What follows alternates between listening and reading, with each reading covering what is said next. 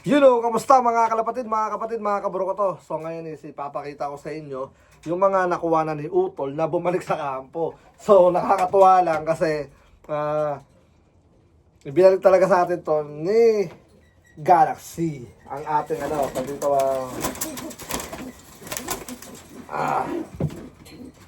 ang ating tagapagbigay ng buenas. Yun. Kala, ayusin ko lang ating yun. Ni Universe. Binalik sa atin ni Universe. Alright, napakaswerte lang. Ito si Hen. 342. Buti na lang, tawag dito, hindi na maaari sa kanya. Bata pa kasi itong mga to pero itong mga to is, napaka-solid. Itong si 342, full sibling na ito, yung si Sweetie Babe, na naglabas ng first place sa Texas Dash. Tapos, full sibling na ito, yung nanay ng nanalo last year, 2025, sa Martinez Classic, tapos dun sa Golden Valley. Yan, ang ating dugong maharlika. So, ibig sabihin, yung kapatid nito naglabas ng winner, tapos yung kapatid pa netong Hen naglabas ng winner. And then, syempre, possible na pwedeng maglabas to dahil yung dugo nila is dugong maharlika. Bali, dugong bugaw at maharlika yon. Ano yun kasi yung dugong bugaw ko, kumakana, tapos yung maharlika kumakana, tapos pinagsanib ko yung dalawang lahi na yon, eto yung kinalabasan. Mas lalong pinasolid. Yan. Dugong maharlika. Buti na lang. Binalik sa atin na yan, ni Universe. Yan. Alright. Ito si 342. Pakita ko lang sa inyo kasi kailangan ko pong gawan ng gawan ng vlog para meron akong babalikan. Easy. Yeah. Kasi gagawin ko na tong stock ko naman talaga tong mga to nangailangan si Utol ng breeder. So sabi ko ba nakakumuha ka dyan. Kinuha niya lahat ng mga blue check. Dahil gusto niya alagaan puro blue check lang daw tsaka blue bar. Alright, ito naman blue check din. Hen. Ito si 372. 372. Yan. Anak to ni 22. Yan. Tapos ni Sablon.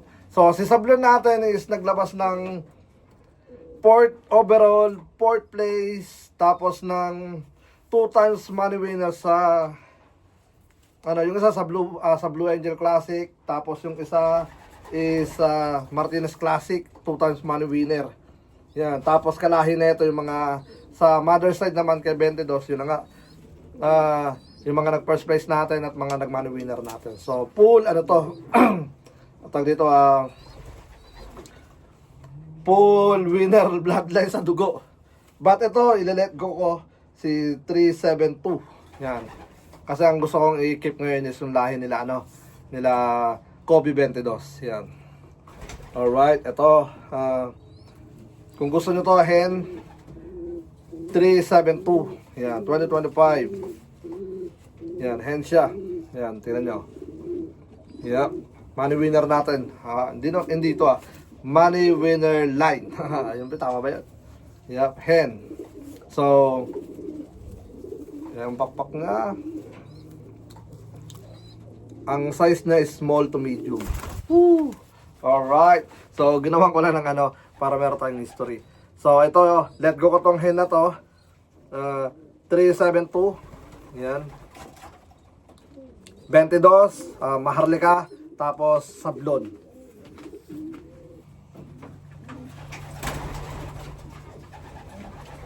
Alright. Tapos ito yung ikatlo.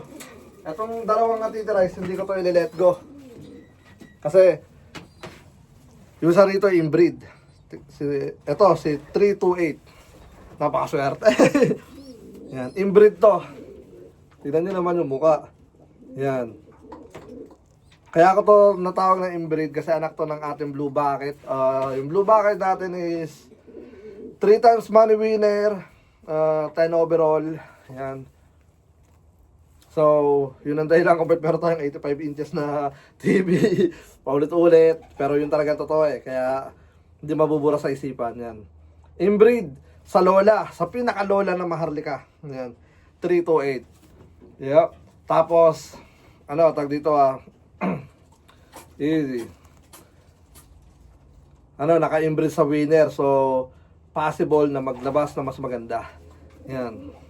So, tingnan natin. Siyempre, hanggat hindi natin nasusubukan, hindi natin malalaman, di ba? Ayan.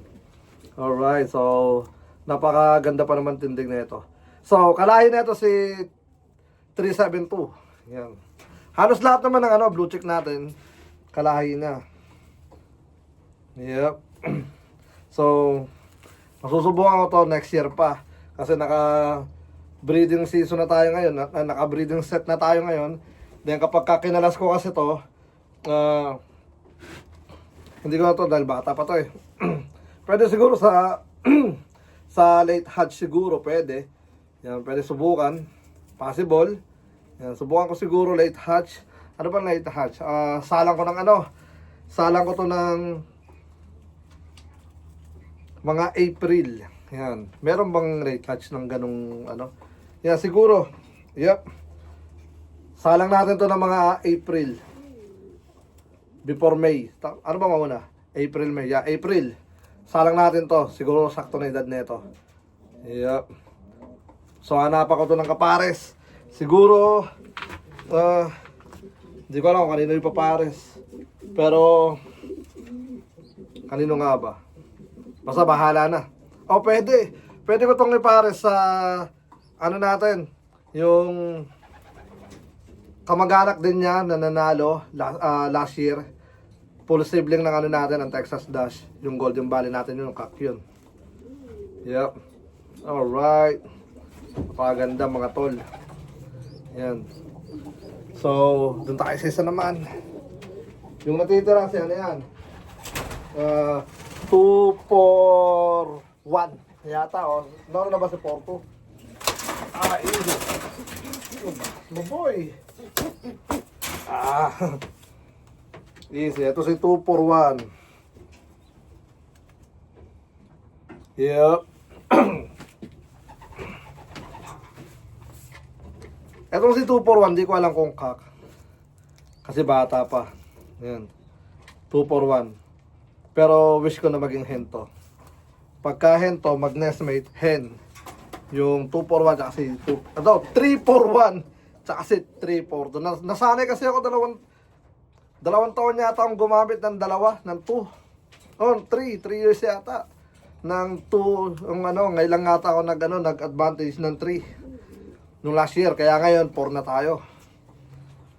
Yep. Ayun o. Diba?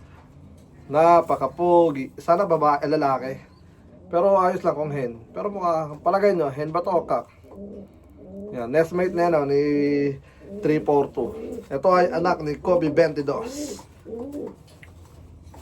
Yep. Bala ko kasi silang paramihin.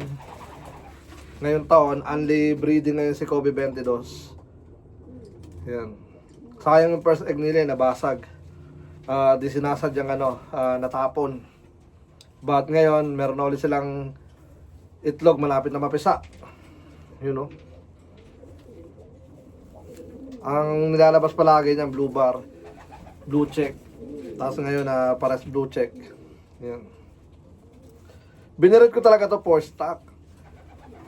Tapos, nung kinuha ni Utol, yun nga, sabi ko, hayaan ko na siya kasi sisimula si Utol, suportahan natin. Tapos, alam nyo naman ng mga ibong kapag bagong dating sa bagong naninibago pa yan, na nakikiramdam pa yan. Hey, Bruno! Where's Bruno?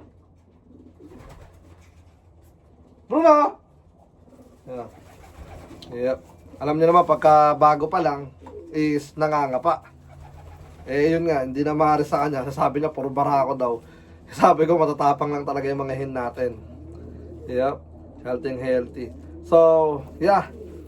Good luck. At meron lang tayong history sa ating mga natin. Mga warriors natin. Yan. Kobe 22, dugong maharlika. Yan. Ito na yung dugong maharlika. Pero si Kobe, dugong bughaw. Tapos si 22, maharlika yun. Pinagsama ko yung bloodline, kaya naging dugong maharlika. Yan. Alright, so yun na nga. Peace out and happy breeding.